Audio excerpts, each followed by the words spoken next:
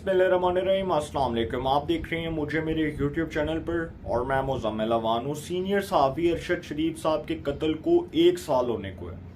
इस हवाले से कोई तहकीकात नहीं हो सकी, कोई बुनियादी पेशरफ नहीं हो सकी। सुप्रीम कोर्ट में ये मुकदमा चलता रहा, अरशद शरीफ कत्ल केस का सुप्रीम कोर्ट में मुकदमा चलता रहा। उनकी वालदा जो हैं उन्होंने अदालत से इल्तिजा की कि इस हवाले से उनको इंसाफ फराहम किया जाए। उनकी एहलिया अदालत के सामने हाथ जोड़ती रही, लेकिन अभी तक कोई फैसला नहीं आया।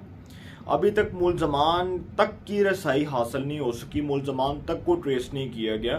और अरशद शरीफ साहब के हवाले से ये कहा जाता है चूँकि वो एयरवाई के एक सीनियर एंकर पर्सन थे, सीनियर सहाफ़ी थे। उन्होंने मुख्तलिफ टीवी चैनल्स के ऊपर काम किया, डॉन न्यूज़ के अंदर भी काम किया, दुनिया न्यूज़ के ऊपर भी काम किया, वो एक्सप्रेस ट्राइब्यून के ऊपर भी काम करते रहे।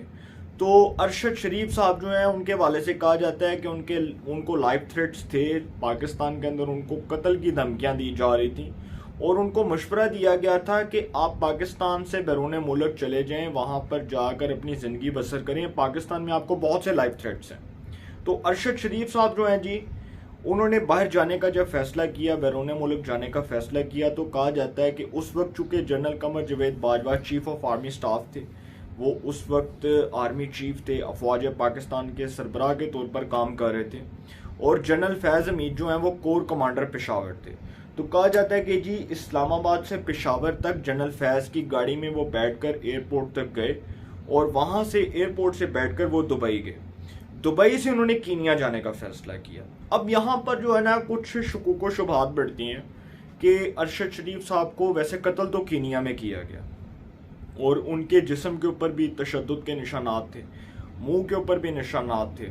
तो इस हवाले से ये भी कहा जाता है कि उनके ऊपर तशद्दुद भी किया गया या उनको मारा गया या उनके जो है वो जिस्म के ऊपर जो निशानात देखे गए।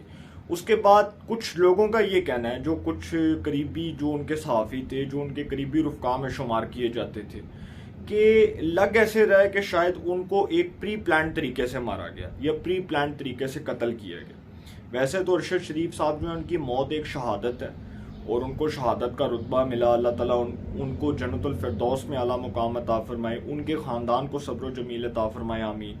लेकिन जो हुआ सर बहुत गलत हुआ। देखें, मेरा इख्तलाफ किसी सहाफ़ी के साथ, किसी जज के साथ, किसी वकील के साथ, किसी ब्यूरोक्रेट के साथ, किसी एक आम शहरी के साथ हो सकता है, लेकिन चूँकि कुरान पाक फरमाता है, कुरान पाक के अंदर ये इरशाद है कि एक इंसान का कत्ल पूरी इंसानियत का कत्ल है। तो जिस तरह से उनके साथ हुआ, इसको तो बिल्कुल भी आप समझ लें कि इसको फरामोश नहीं किया जा सकता।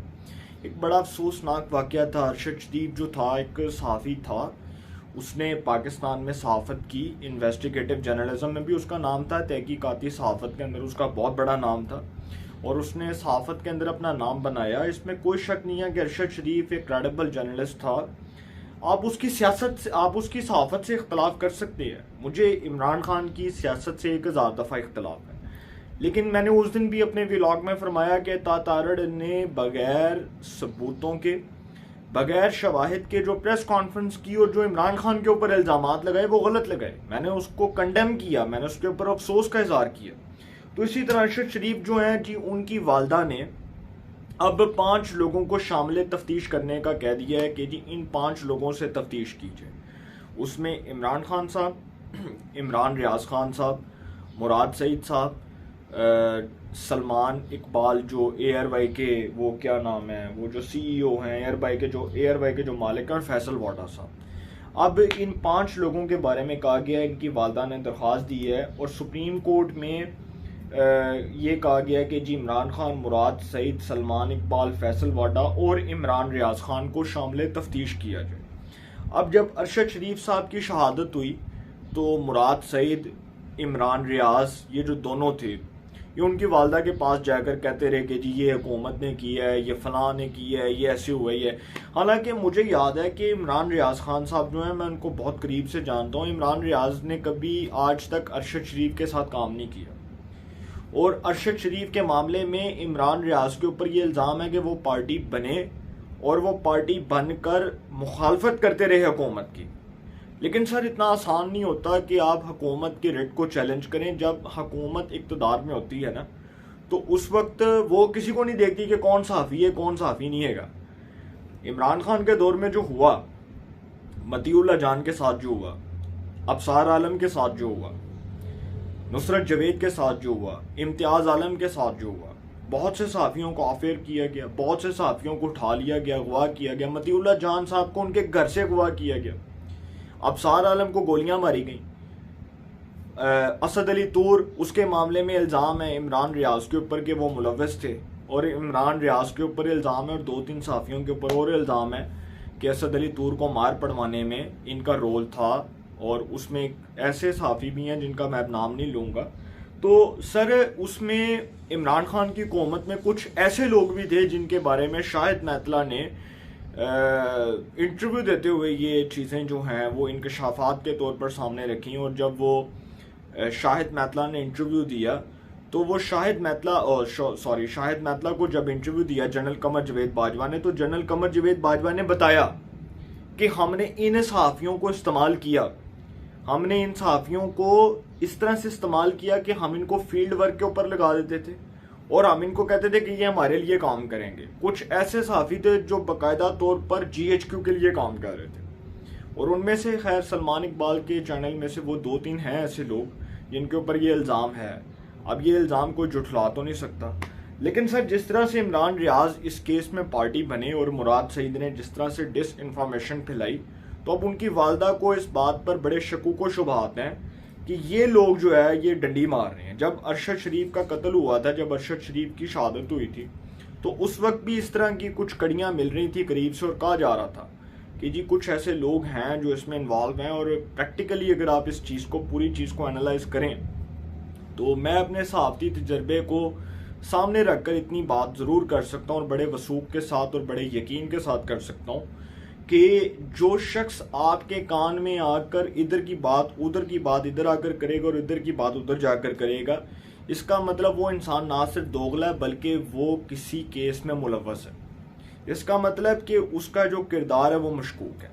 अब जिस तरह से ये सारा कुछ हुआ, और फैसल वाडा साहब तो ऑलरेडी कह रहे थे अरशद शरीफ कत्ल केस में कि मुझे शामिल करें और मैं शामिल तफ्तीश होना चाहता हूँ, और मैं बताना चाहता हूँ कि ये केस में क्या है। देखें, इस केस में नया जो मोड़ है वो तब आएगा जब बहुत सी तहकीकात होंगी, और इस हवाले से शहजाद अकबर जो है, जो साबका मशीर दाखिला रहा, मशीर एहतसाब रहा, उसके ऊपर भी कुछ इल्ज़ामात हैं कि वो इस केस में इन्वॉल्व है, और उसके अरशद शरीफ कत्ल केस में उसको मरकज़ी किरदार कहा जा रहा है, शहजाद अकबर को।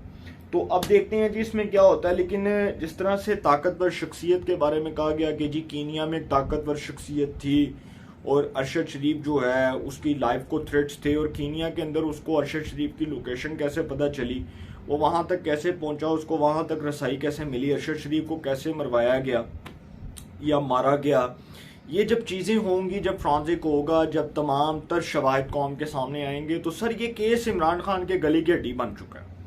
ये मैं आपको बता दूं कि बहुत से सहाफ़ी जो ये कहते हैं कि अरशद शरीफ के पास वो सबूत थे, और वो जो सबूत थे वो कुछ हसास किस्म की चीज़ें थीं उसके पास, और वो दिखाना चाह रहा था, और जब वो दिखाने लगा तो पता चला कि जी कीनिया के अंदर एक ताकतवर शख्सियत और उसने अरशद शरीफ का कत्ल करवा दिया या उसको शहीद करवा दिया।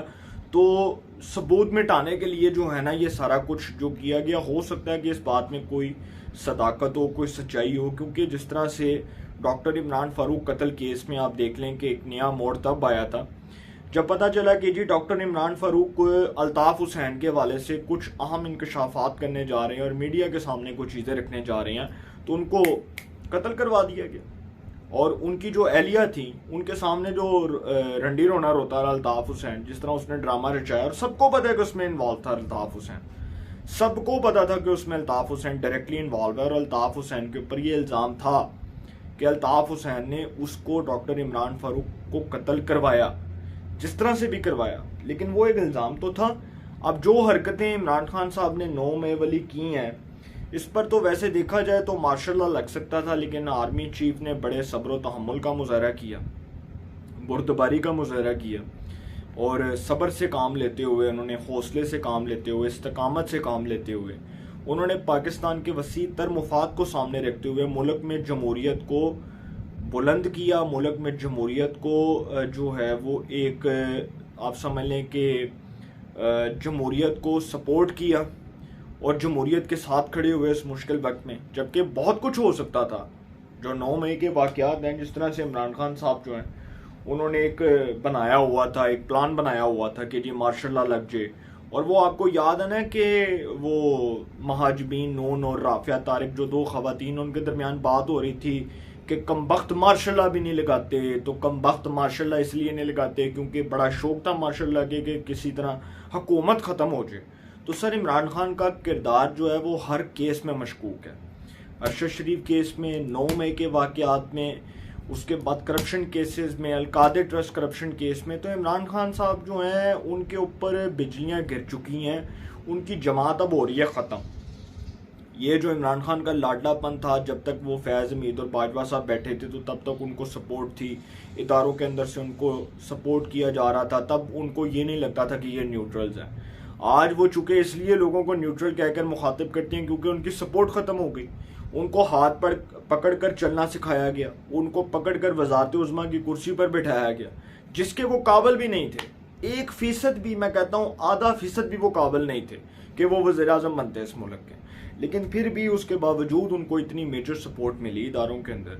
तो अब अरशद शरीफ का जो कत्ल है उसमें सलमान इकबाल के किरदार को मशकूक कहा जा रहा है। और कहा जा रहा है कि जो सलमान इकबाल साहब हैं आखिरी दिनों में, क्योंकि अरशद शरीफ की ये खबर आई थी कि वो बॉल न्यूज़ को ज्वाइन कर लेंगे, तो कुछ इख्तलाफात चल रहे थे। जिस तरह से चल रहे थे वो भी सामने आएंगी चीज़ें। तो सर कड़ियाँ जहाँ जहाँ से जाकर मिलेंगी, ये केस जो है ये सलमान इकबाल, इमरान खान, मुराद सईद और इमरान रियाज, इन लोगों के लिए ये गले का फंदा बन सकता है। और ये केस बहुत ख़तरनाक है। इसके एक एक जो है वो प्रूफ को जब कौम के सामने लाया जाएगा, जब एक एक शवाहिद कौम अपनी आंखों से देखेगी, एक एक चीज़ कौम अपनी आंखों से आई विटनेस के तौर पर देखेगी, तो सर इसमें बहुत सी चीज़ें निकलनी है, इंकशाफात बहुत होने हैं, ऐसे ऐसे सबूत निकलने हैं कि हमें पता भी नहीं होना कि कहाँ कहाँ से सबूत निकल आए हैं। तो जब इन्वेस्टिगेशन होगी, जब फ्रांजिक होगा, जब इस हवाले से तफ्तीश होगी, तहकीकात होंगी, तो दूध का दूध और पानी का पानी होना है। लेकिन इस केस में इमरान खान साहब जो हैं उनके ऊपर जो उनकी वालदा ने कहा है कि इनको शामिल तफ्तीश किया जाए, इस केस में इमरान खान साहब का किरदार मशकूक है, इसमें कोई शक नहीं है। और जिस तरह से उनको कत्ल करवाया, शहीद करवाया गया, इसकी कड़ियाँ, इसके ताने बाने इमरान खान से भी मिलते हैं। अब देखते हैं क्या होता है। ये तो पता चलेगा जब केस की समाअत होगी या जब इस हवाले से तहकीकात शुरू होंगी, आगाज़ होगा, तभी कुछ कहा जा सकता है। अपनी राय का कमेंट्स में ज़रूर इज़हार कीजिएगा। इंशाल्लाह एक नए सेगमेंट के साथ पे मुलाकात होगी। अपना बहुत ख्याल रखिएगा। आला निगहबान।